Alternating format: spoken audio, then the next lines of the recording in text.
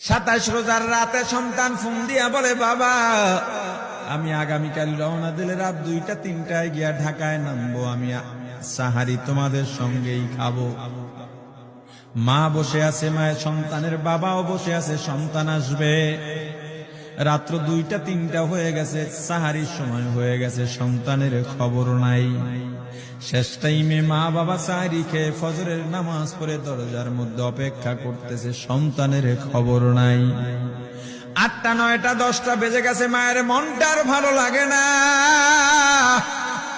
স্বামীকে ডেকে বলে, স্বামীরে আমার সন্তান কই, আমার মনটা ভালো লাগে না, একটা ফোন লাগাও। স্বামী ডাক দিয়া বলে, চিন্তা করো না, ঈদের সময় যানজট থাকতে পারে, চলে আসবে। কিছুক্ষণ পর বাবার মনটাও ভালো লাগে না, বাইরে নেমে পায়চারি করতেছে। হঠাৎ করে একটা ফোন চলে আসছে। সন্তানের ফোন দেখে বাবার সে কি আনন্দ। ফোন রিসিভ করে যখনই সালাম দিল, অপর প্রান্ত থেকে সালামের উত্তরে সন্তানের কণ্ঠ পাওয়া যায় না। বাবা ডেকে বললেন, বাবা তুমি কে?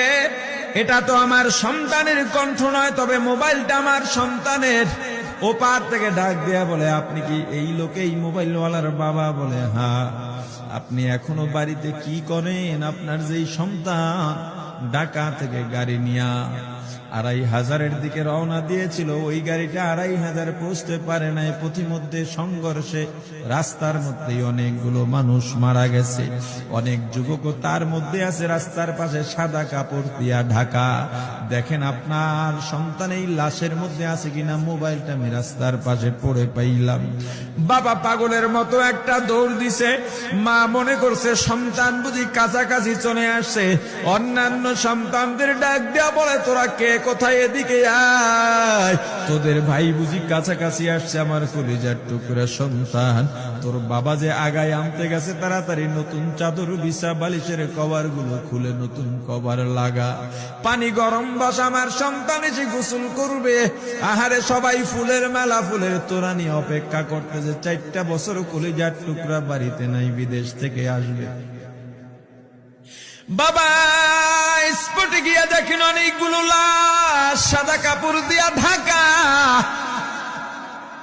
একটা একটা মাথার উপর থেকে কাপড় উঠান আর কৌতূহল বাড়তেছে, কাপড় উঠান আর কৌতূহল বাড়ে। হঠাৎ তাকায় দেখে কলিজার টুকরা সন্তান লাশের মিছিলে শামিল হয়ে গেছে।